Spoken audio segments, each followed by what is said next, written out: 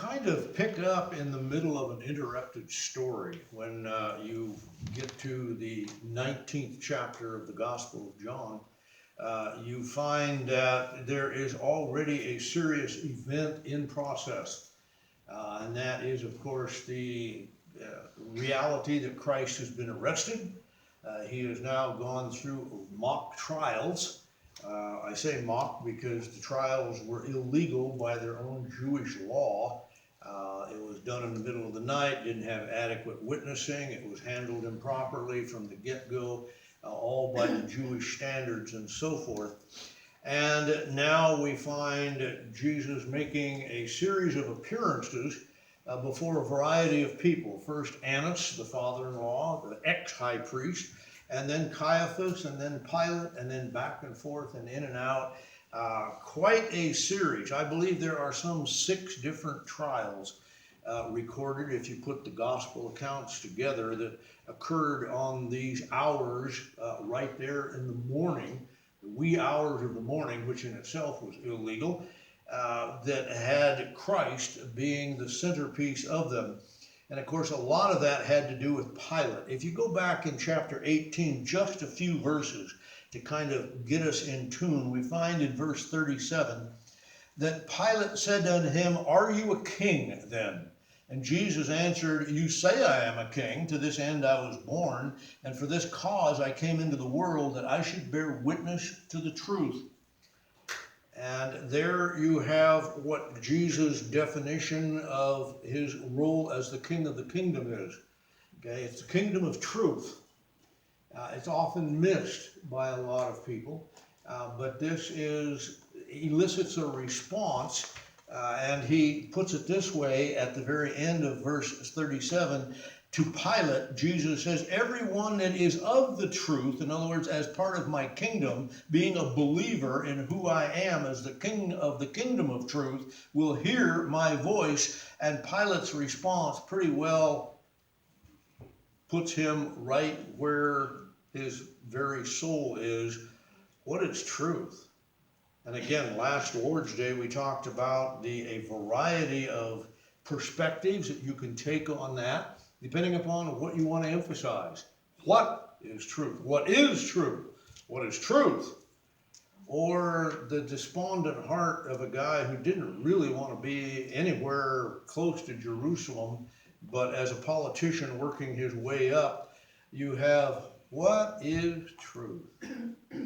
It's almost a despondency that you get out of Pilate. But of course you can, we don't have the emotional nuances or the emphasis in the text itself, so you have some different perspectives that you can look at.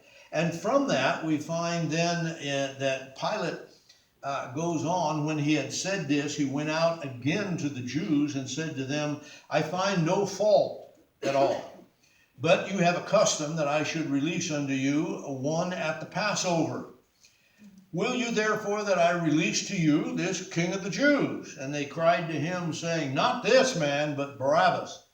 Barabbas was a robber. Well, he was also a murderer and a variety of other things, guilty of sedition and so forth, that you find in the other gospel accounts. What you find here then is the prelude, as we just kind of try to skip the chapter heading and just sail into chapter 19, that Pilate has a dilemma.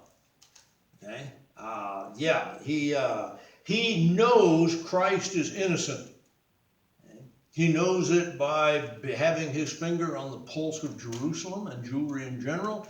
He also realizes he's been sitting there for the last couple of hours listening to the trumped up evidence and the specious charges that have been brought by the religious leaders of Israel against the Christ. And the witnesses don't agree, and the testimonies contradict each other, and nobody can tell the same story twice the same way, along with all the illegalities of his arrest and so forth. And even Pilate's wife has had, we looked at last week, has had this dream. You can make a little or much about the dream sequence, that she wound up telling her husband, don't have anything to do with this Nazarene prophet. He is a special man, and you don't get involved in his affairs. Okay. Pilate was perfectly aware that Sanhedrin wanted Christ condemned, wanted him put to death, because Christ was what was he? He was a threat to the status quo of the religious direction of the nation, of the leadership of the nation. You see, you got to realize that Pilate was, in many ways, first and foremost, a consummate politician. Okay? That's what his governorship was framed around. And he knew that he had now found himself treading on very thin ice. Okay? He has to dance a tender tune here, so to speak, because Rome had certain expectations.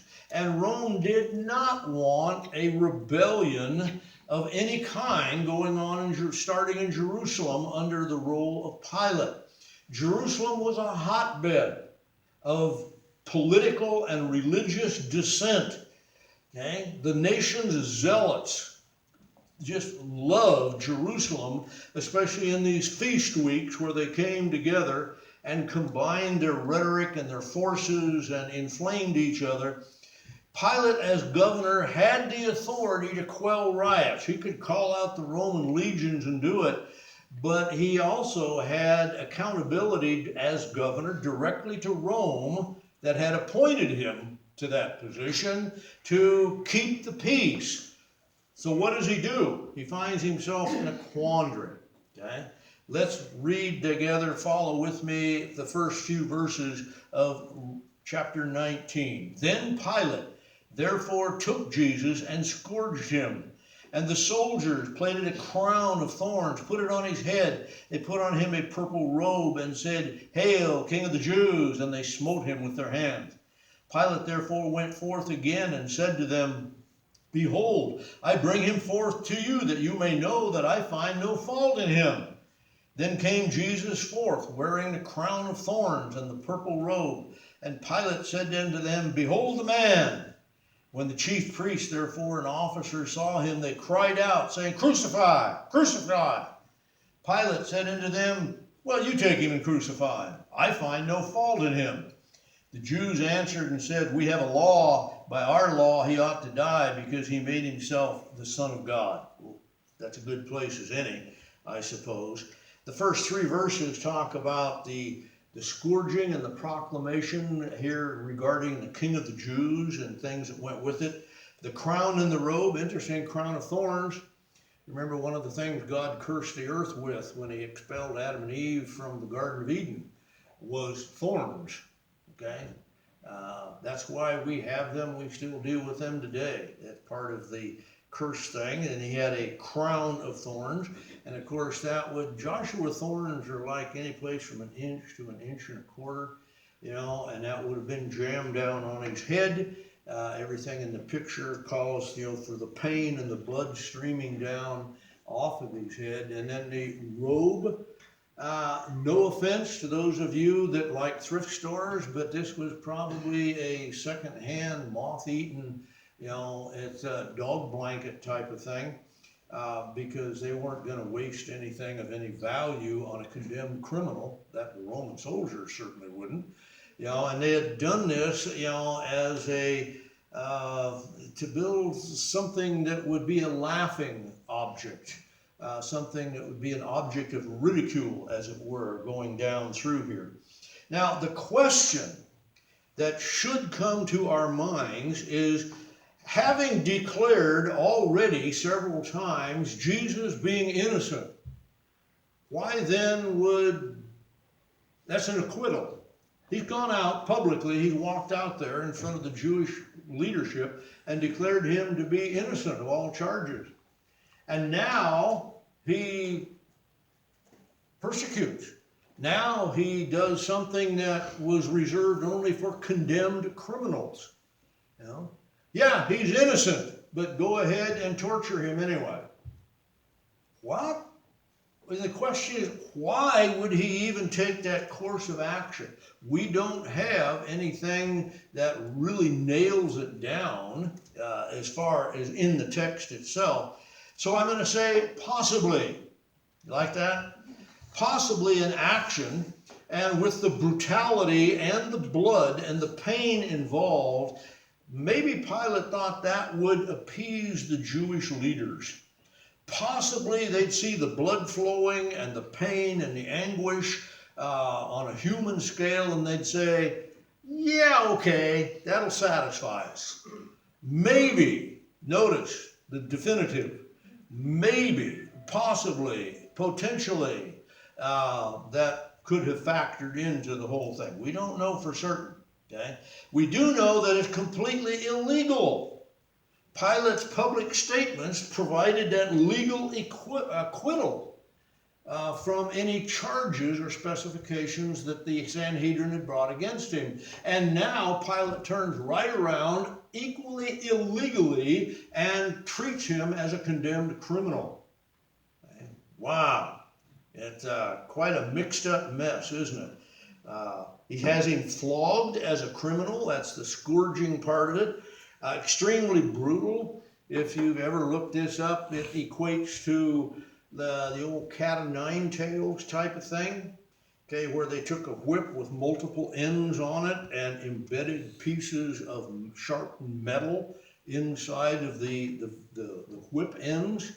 Okay, and it was very common when whipped from the back. Of course, the whip would wrap around, and you would wind up with bare ribs. They'd cut clear through so that ribs would be showing and the blood pouring out and everything else.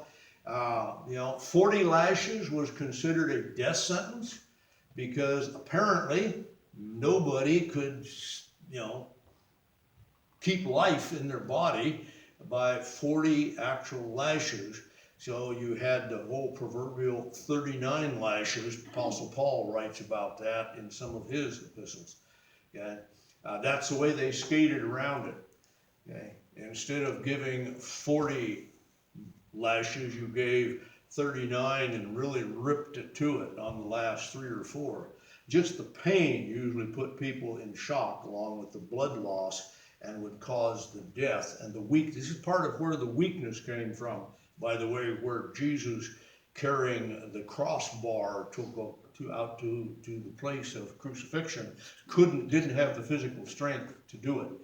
Okay, and that's where Simon of Cyrene comes into the picture in the other gospel accounts. Okay, verse 4 repeats the same thing. Pilate then went forth and said out, and of course, if you weren't here last week, Pilate's in the Praetorium, apparently, which is one of his houses of residence in the Antonio Fortress thing, and the judgment hall that is referred to is part of that housing complex.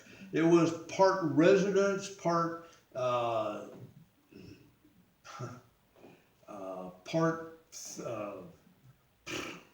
courtroom environment, and right next, and the Jews couldn't come in because it would defile them as far as observing the Sabbath. So the Jews had to stay out here, and Pilate went in and out, to the Jews. Look up last week's video on YouTube. You'll find it. It's explained better. And Jesus was sometimes put on display outside where the Jews could see him, and sometimes he was seated or under arrest by Roman soldiers on the inside, and Pilate was going back and forth. It's circus. It's circus theater, political theater, is what's going on. Okay, it's how to play it for all it's worth within the circumstances. The Jews, that tells us in verse 5, once again mentions this crown and the robe. But here the robe, this is probably includes with the robe as well as the crown, but the robe, the humiliation. Jesus had stated he was king of the Jews. Purple was the color of royalty, so this was kind of a cynical type of play on by the Roman soldiers. And of course, God is orchestrating all of this in his sovereignty. And sometimes we do miss that. But what we often do miss is the humiliation over what he was going through humanly, and then of course the coming bearing of sin, everything that goes with it, with that.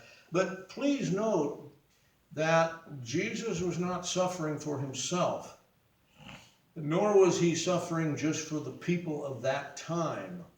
He was suffering for you and I as well. Okay? It tells us all have sinned and fallen short of the glory of God. There is none righteous, no, not one. A couple of quotes of the Old Testament that are in place in Romans chapter 3 concerning the redemption of mankind by the Lord's work. So then you have a famous statement that if you've read literature at all, when Pilate declares to them, this crowd with the Sanhedrin in front, behold the man. He said, behold him, behold. It's one of those things that, is far beyond, just doesn't carry. Behold, behold the man. You're condemning him. And they say, crucify. But he's done nothing to deserve it. Crucify. That's literally the way it's put there in verse 6. When the chief priest, therefore, and officers saw him, because Christ has now been brought back out, okay, where he's standing right there. And you'll have, in the King James, it includes the pronoun him, but that's in italic. This is a mob chant. Crucify, crucify. Put him to death. That's that's exactly what they want all the way through. And Pilate, again, he said, I don't find any fault in him. He said, yeah. And so he says, and this is probably sarcastic, but that's a speculative thing when Pilate says, well, then you take him and crucify him. I don't find anything wrong with it. Well, Pilate knew they couldn't do that. Okay? Capital punishment was, the Jews as a subjugated nation did not have that authority. It was only Rome that could put somebody to death on this type of a situation. So he knows that Christ is innocent and knows he should not be crucified. And he says, well, and again, was that a political jab, you think? I mean, I don't know for sure. I mean, you could read several things into it, but it's hard to be dogmatic about it. But Pilate is very clear. He says, I've been through it and through it and through it. I mean, you guys woke me up at 5:30 this morning, okay, and I've been sitting here now for hours listening to contradictory witnesses and evidence and everything else. I've talked to the guy, and so forth, and questioned probably who knows how many other people and received reports that aren't found in Scripture, but you include the other gospel accounts and you find a lot of it. And he says, there's no charge you can bring against him. He's innocent. He says, this is just a trumped up show trial. That's all it is. But being the politician he is and being very sensitive to a potential insurrection or rebellion type of situation by the zealots of the Jewish people, and right at the feast of the Passover on top of it, oh boy. So you find then in verse 7, the Jews answered and bring forth, since he says, I find no fault, the Jews come up with this, there in verse 7. He said, well, he's declaimed to be the Son of God. He said, and in our religion, that is blasphemy, and that would require him to be put to death. You realize that what is actually being said here is the nations, but because of the leadership heading this up, is the nation's recognition of Christ's previous statements that he is the I am. I am the way, the truth, and the life. I am the bread. I am the resurrection, and so forth. I am the good shepherd. I am the door. The 7 I ams of John that we've already covered. In John chapter 10, it records for us in verse 30, and this very possibly was the one that they were directly referring to with this charge, is Jesus said very bluntly in chapter 10, verse 30, he said, my Father and I are one.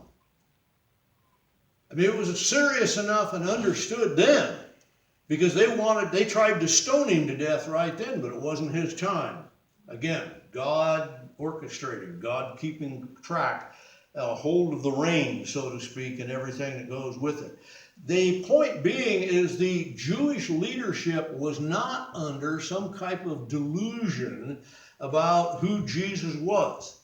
Okay? They understood quite clearly what Jesus had claimed about himself.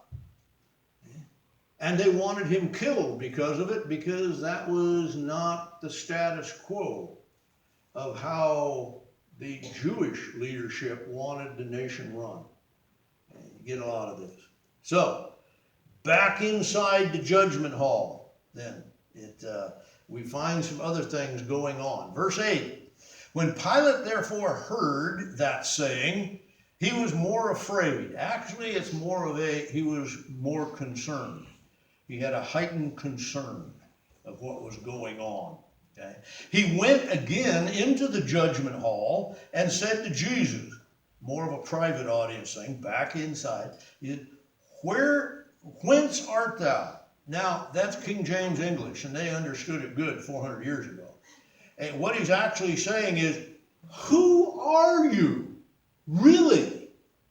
Who are you? You know? He said, I'm talking to you this way, and they're saying this about you, and then I talk with you that way, and you give a response like this, and then you clam up, and then you say something else, and then there's another charge about being the Son of God. He said, who are you? I mean, really? I mean, fess up. Give me a straight answer. The problem is, Jesus was giving him straight answers. He says, I'm the king of the kingdom of truth. Well, where's truth come from? Well, it only comes from God. It's untainted, unvarnished, pure in its righteousness. Oh, it's the only place actual truth can come from. You know.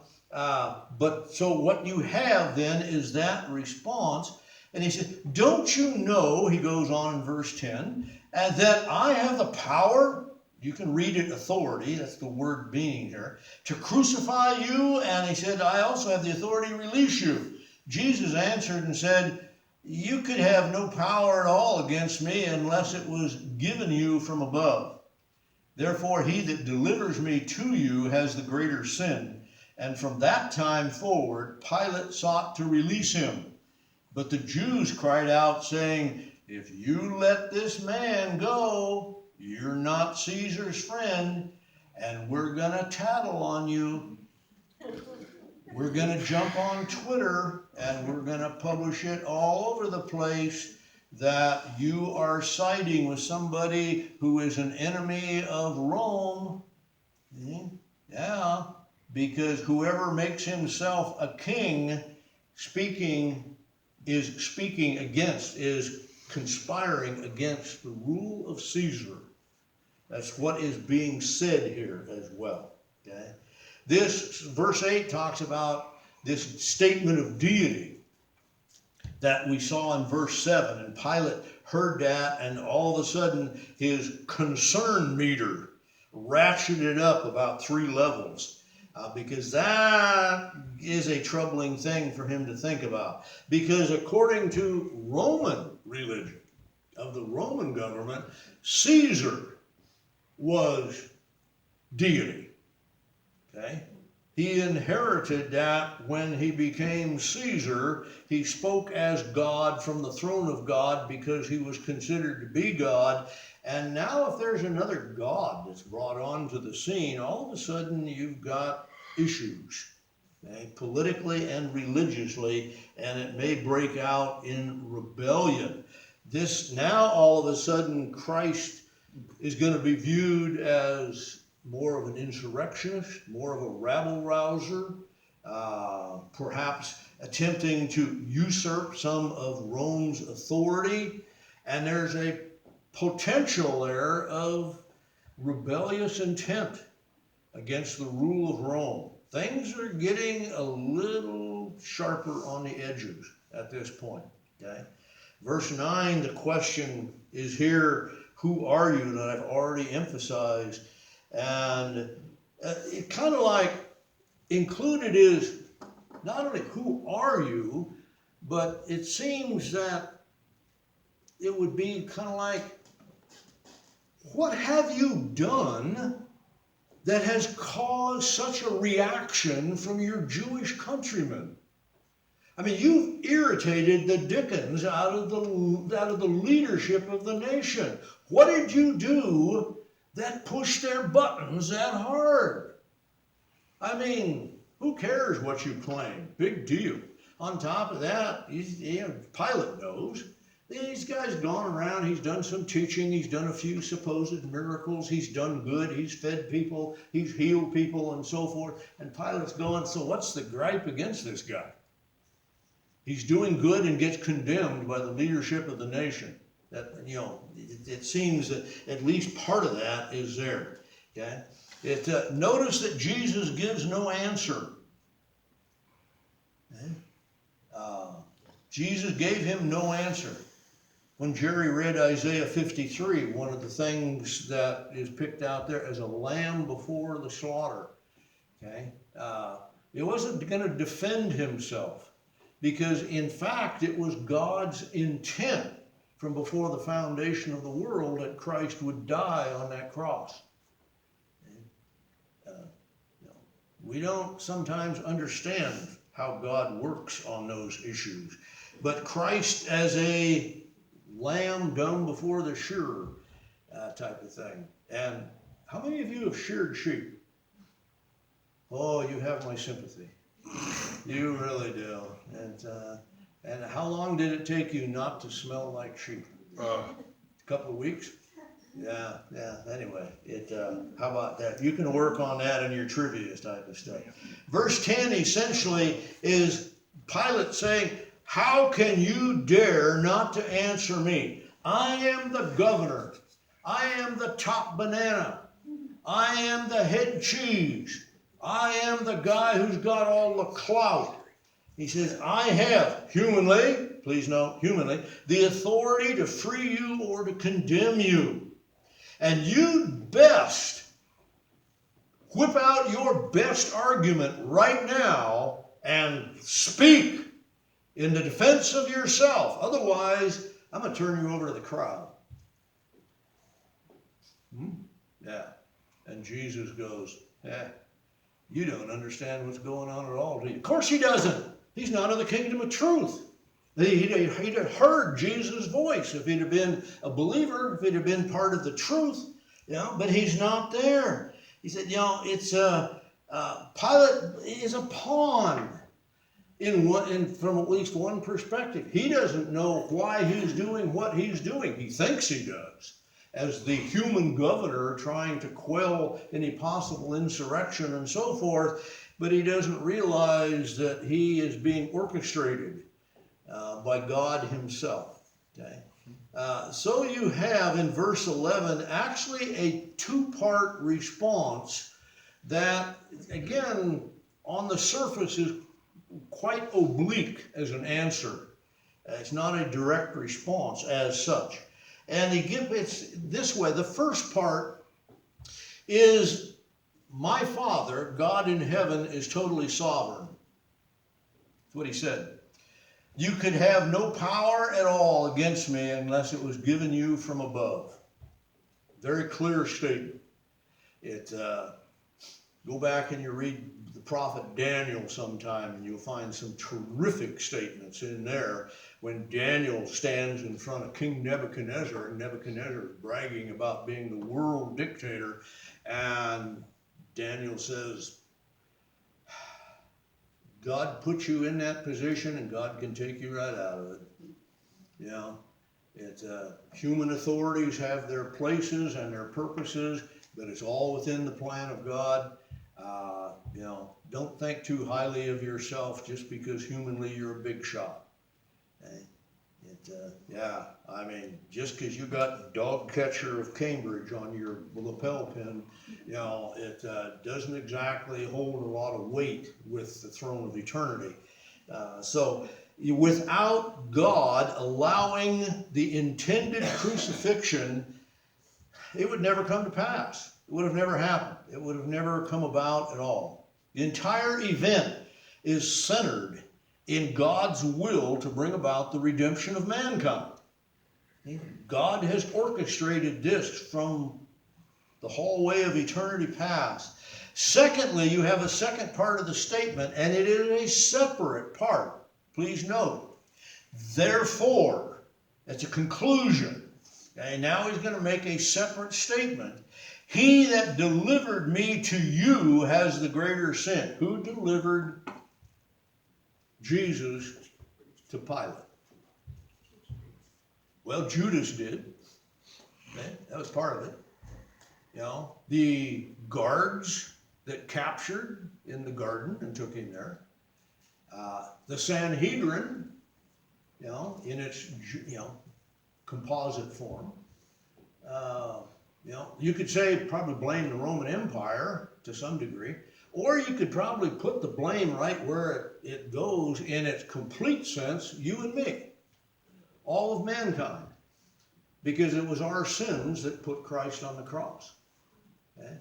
But in its context, you are talking about those who were part of all of this illegal stuff that was going on. The illegal arrest, the betrayal of Judas, the illegalities of Pilate having him crucified, knowing he was innocent. The Sanhedrin itself, that had all got together and said, we need to kill this guy because he's going to upset our way of life.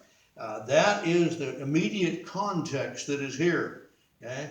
And Jesus says, those people are going to have a severe judgment. You know what's implied here, by the way, not stated directly, but it's pretty obvious, is that there are different levels of judgment and there's different levels of punishment by those who go against the will of God. Okay? Here's your other question, Dante's Inferno. How many of you read it? Boy, some of you need to work a little more on the classics. You really do. You need to get away from Newsweek magazine and the other gibberish. Okay? You need to read some decent stuff once in a while. And I realize Dante is not that easy to read, but he was, the old Frenchman himself, and he envisioned an upside-down dunce's cap for the place of eternal judgment that we call, and the lake of fire burning right at the bottom, the eternal lake of fire. And with that dunce's cap, he envisioned 7 levels of intensity of condemnation. Now, everybody inside that thing is condemned, and they're all suffering condemnation. But guys like Adolf Hitler and Mao Zedong, and probably Genghis Khan, and you could go back through history, Sennacherib, that we've learned of this morning. Dante's vision was that they would be closer to the more intense heat at the bottom. All condemned, all without, any type of relief from that condemnation and the pain and the fire and the worm that dieth not. Okay? But God being fair, God being righteous, Dante's viewpoint, and I'm not necessarily endorsing it carte blanche, but his viewpoint was that a just and righteous God would punish the greater evildoers more than the lesser evildoers, even while all evildoers being punished. Again, that is extra biblical. Okay? But what you find here in this verse, at the end of it, is Jesus stating that some, In this case, those who had a direct part in delivering him for his crucifixion would have the greater sin. Not share equally with the sin of everybody, but have the greater sin, therefore the greater judgment for it, okay? Again, don't take it and run too far. Don't start a cult group out on a hill or anything. At verse 12, from thenceforth Pilate sought to release him. Apparently he goes back outside to attempt one last time to reason with the crowd. But relying upon the politics of the moment, the Jews actually present him with another fly in the ointment, if you want to call it that. Okay? They say, if you let this man go, you're not Caesar's friend. And if you're not doing what the protocols of the Roman Empire say you should be doing, again, we'll turn you in, we'll rat on you. And he said, this is a threat. Okay? This is a threat. This is a political threat of attempting to intimidate. And you guys thought this all started with January 6th riots. Yeah. This stuff has been around for a long time. Yeah, there's all kinds of this stuff going on. So you've got the final presentation in the next couple of verses here. Pilate therefore heard that saying. He brought Jesus forth. He sat down, Pilate did, in the judgment seat at the place that is called the pavement. In the Hebrew, it's called Gabbatha. And it was the preparation of the Passover, about the 6th hour. Okay, 6th hour, by the way, would have been noon, according to the Jewish, because the day started at 6 a.m. Okay, so that's the way they carved it up. And he says to the Jews, behold your king. Doesn't he? He keeps, they cried out, says, away with him, crucify him. Pilate said unto them, shall I crucify your king? The chief priests answered, we have no king but Caesar. Then he delivered Christ to them to be crucified, and they took Jesus and led him away. He sits in now the official seat of judgment. This is the final thing that he can do. He actually sits in the chair with all the legalities that go with that at the 6th hour, and it's the Passover preparation. Now, it's you might pursue this sometime. Jesus had said very specifically that there was going to be 3 days and 3 nights in the heart of the earth. But we celebrate in Western Christianity, by the way, we celebrate the Friday before Easter as Good Friday. And we see that as Christ being crucified around noon, on Friday afternoon. The big problem with that, frankly, is you don't get 3 days and 3 nights until Sunday. You can count Friday, Saturday, and Sunday, but all you've got is Friday and Saturday night.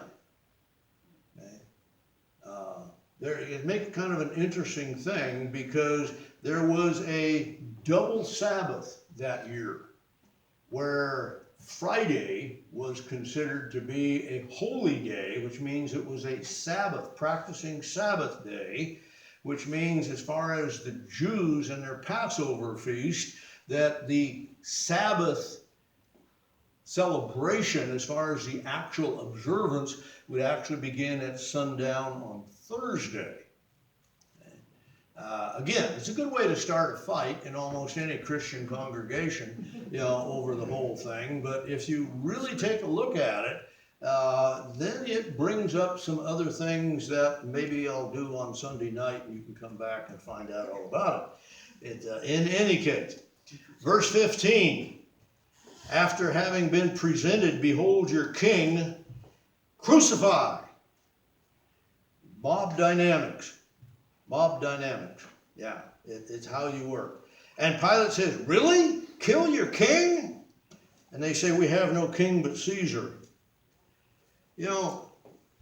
one time, I've done a couple of times, I guess, over the years, the saddest verses of the Bible. Okay? John 1:10. Oh no, it's 1:11. Take it back. It says, he came unto his own, and his own received him not. Yeah. He came unto his own people to present himself as the king. And they said, we have no king except Caesar. He said, but my kingdom is not of this earth. My kingdom is the kingdom of truth. And said, crucify him. Wow. Yeah. Now, having no king but Caesar, you know, from one aspect at least, it's entirely true, that statement. A rejection of Christ leaves only an earthly religious system to replace it. We call it a human worldview or a pagan worldview because it rejects God's will. Okay? God's plan is rejected. His authority to put in place the redemption of mankind. It's all rejected. And that only leaves the other pathway. And that contains no biblical God. None whatsoever. Verse 16 is really kind of a postscript at this point. We develop it starting next Lord's Day with his will. The trials are over. The demonstrations are concluded. Pilate has taken the path of political expediency rather than the path of justice. He knows that Jesus has done nothing to deserve death, but caves into the pressure and intimidation tactics of a partisan Jewish leadership in the crowd that flows along in its mob mentality. Okay? What Pilate didn't recognize, and I think we've seen that already, is that the King of Truth had been put into Pilate's pathway by an eternal, omnipotent, omniscient God that is sovereign in all the affairs of the universe. Okay. Now, just a couple of closing observations, just real quickly. Okay. People, in general, but perhaps in those especially in leadership positions, can greatly struggle with compromise for the sake of keeping the peace. Okay? Making everybody happy. Getting along. Don't offend anyone. Okay? And the classic, for the good of the people. Okay? Yeah. Okay? Been heavily used throughout human history. Second thing, there is often some form of self-justification that will be presented as a means for the leader to feel vindicated. Okay? I compromised, I didn't follow justice and righteousness, but I'm giving the people what they want, Pilate said. You know? So, you know, that's why in some of the gospel he washes his hands, you know, to somehow he figures that he now has no responsibility for the death of an innocent man. Third thing is, unsaved men without the calling of God can stand in the very presence of Christ himself and fail to see the truth. Pilate did. He stood right there conversing with Christ, God in the flesh, teaching him what truth was, and he said, what is truth? And walking away from it. Unsaved men without the calling of God are just going to be spiritually blind, dead in trespass and sin. Fourth thing is, governmental authorities are capable of exercising brutality without measure upon those who do not bow to their earthly positions. If you don't do it my way, I'm the mayor, and my word is law. Yeah, however you want to do it. Fifthly, God's sovereign plan, often not seen at all, and often also misunderstood even by believers, will not be compromised or derailed by men's earthly actions. Doesn't make any difference. God's will be done. You know, Pilate sold his soul for political correctness and the approval of a world system. Jesus, earlier in his earthly ministry, had said this: what will it profit a man if he gains the entire world but loses his own soul? Pretty good question for you and I to ask, too. Father, thank you. As we look at this, in many ways, a horrendous passage of brutality, and in other ways, an exhilarating passage of your sovereign will being accomplished. Lord, thank you for the privilege of looking at this text today and hopefully gleaning a few things that will allow our lives to honor you. In Christ's name, amen.